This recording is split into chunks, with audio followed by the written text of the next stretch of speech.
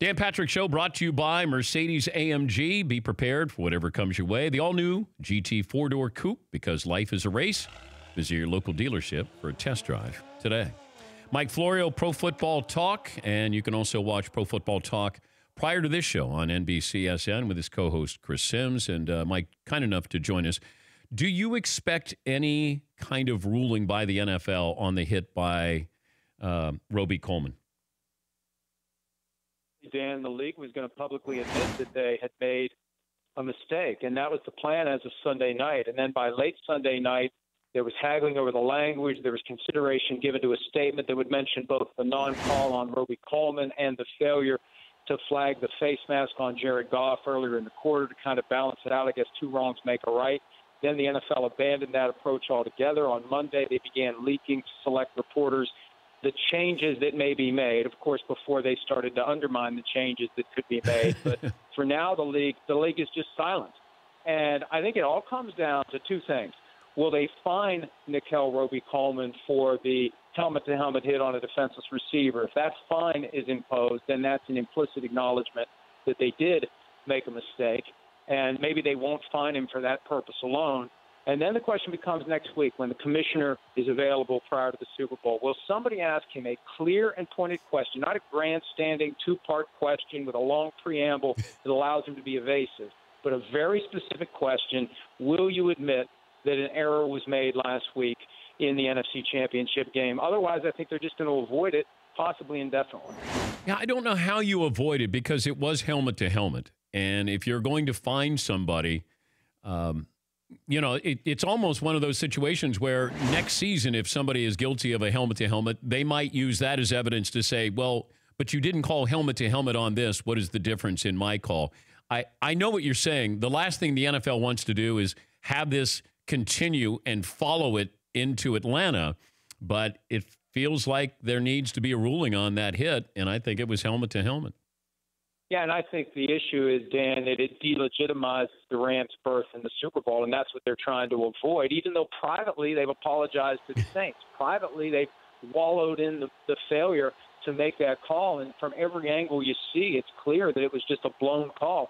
But, you know, the Rams are getting a little salty about what's being taken away from what they've accomplished, and I understand the arguments that there are many points and decisions and factors in a game that result in the outcome, but there aren't many situations where it's more clear-cut and there's more of a bright line between a bad call and a blown opportunity for a team to get to a Super Bowl, and that's not going to change. And maybe the NFL realizes, you know what, we don't need to admit it because everybody knows. You know, why say anything? Like, who doesn't at this point realize it was a bad call?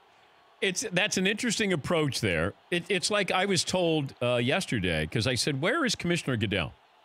And I was told if he comes out and says something, he'll be criticized. If he doesn't come out, he'll be criticized. And I said, his job is not to be concerned about how he's going to be criticized or when or if.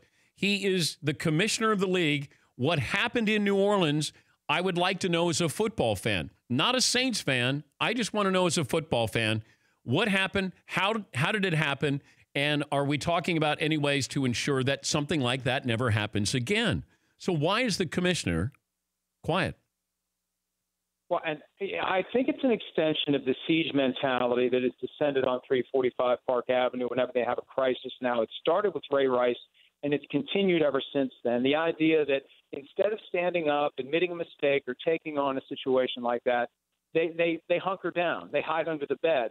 They say as little as possible because they know that nothing they say is going to make it any better. And I think it's also part of the notion that the PR function is so dominated by political operatives that it's not about saying what's true or standing up and taking the flak. There's a broader game that's being played. And yeah, I think he does need to say something. Our buddy Tom Curran has characterized Roger Goodell as the world's highest paid pincushion on many occasions because he's out there to take the heat while the owners hide behind a curtain.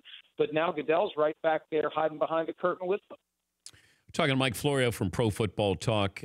Any other items that are sort of, I know that they've talked about, you know, can we do something with overtime? Can we do something with these calls? Like, how important do you think these two items are going to be in the offseason for the competition committee? I think they're going to let them all die down. You know, they say we'll discuss it. That's a fancy way of saying we'll just ignore it. I mean, they always say they'll discuss it. Hey, what about this? Well, we'll discuss it. And then we see what ultimately gets discussed. And a lot of it depends upon what ownership wants to do.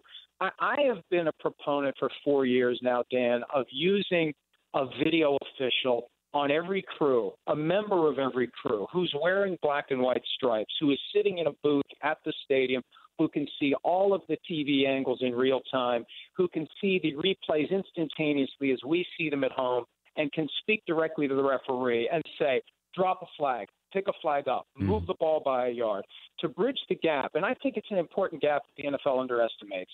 What the 7 people in black and white stripes on the field who are trying to survive amid the gladiators, what they see and what we see. And there's a huge gap. You've been on the sidelines for games before. It feels different when you're there. It looks different when you're there than when you're at home. Millions of people see these things play out at home, and they need an extra member of the crew not to be on the field, but to be on the couch like we are and to help the referee, not as part of replay. This isn't a replay function. This is somebody who is trained and schooled in all the rules, all the nuances, who sees what we see and can say, for example, to Bill Vinovich, throw a flag. There was pass interference on that play that we missed in real time. Let's get it now. And so many of the mistakes that we've seen over the past several weeks, all season long, would be fixed if they would commit to that. I don't know why they won't do it. It's going to cost money, but that would go a long way toward improving the officiating function. And they don't seem to be interested, but maybe at some point somebody will realize that's a good way to try to fix all Yeah, I'm right there with you. I've suggested something like that where you just have somebody who's watching just to give you a heads up to say, guys, huddle, we missed one. And if you say, all right, when do you use that? All right, if you want to use it in the final 3 minutes of a game, 2 minutes of a game, 2 minutes of the first half and the second half, whatever it is, your job is to get it right. If you have the technology to get it right, then do it. I don't want an intrusion, an invasion of the game where it's constantly going on and we're going to review holding and those kind of things. But something like this, if you said to the NFL right now, you could have prevented that, and this is how, I think the NFL would have signed up for it. They're not going to admit that publicly, but I do think that we're headed towards that, and I agree. If you have somebody, I don't want replay on the field. I want that taken away from that official. I want somebody else who's going to look at it, and they're there in the stadium. They have the money to do this. You're ensuring the integrity of the shield and all of these things. It just feels like, why not try to do that? And I don't know if they'll go kicking and screaming, but it feels like that is going to be here in the near future. And Dan, here's the bottom line: as legalized gambling spreads, and it's 8-9 states now either have it or are close to having it. At some point, you're going to have one of these incidents that spark an outcry among politicians, and you are going to get the commissioner hauled into a congressional subcommittee. And the message is going to be: you've got a mess.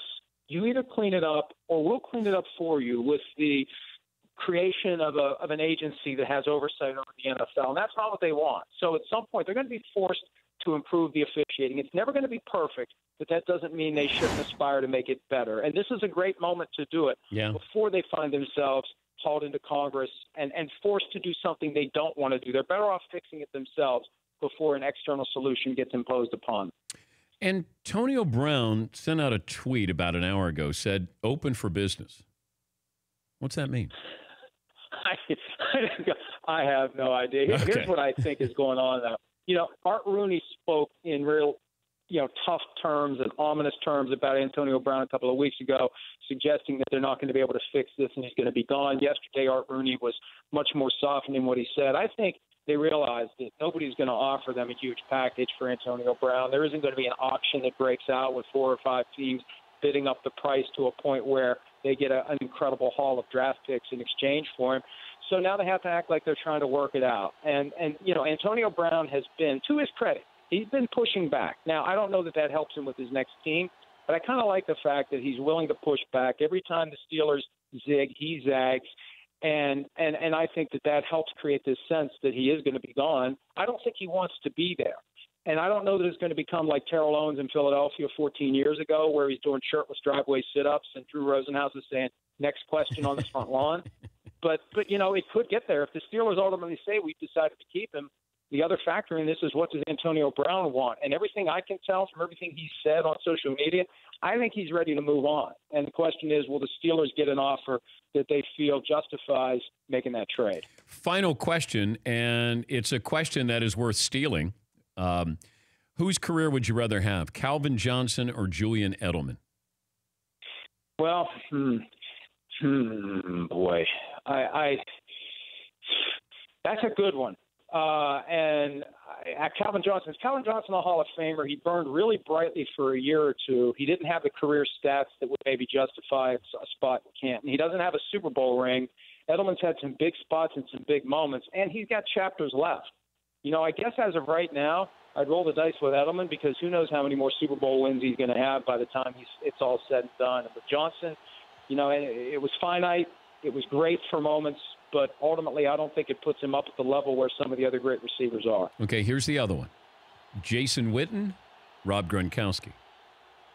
Oh, Gronk, without question. Okay. Gronk's arguably the greatest tight end of all time when you consider the full package. Nothing against Witten, but Gronkowski, the receptions, the blocking, everything about Gronkowski, and he's got Super Bowl rings. I think that Gronkowski, that one's far, far easier. Thank you, Mike. Good to talk to you. See you in Atlanta. All right, see you, Dan. That's Mike Florio, Pro Football Talk. For more Dan Patrick Show, tune to Audience Channel 239 on DirecTV or download the Dan Patrick Show app.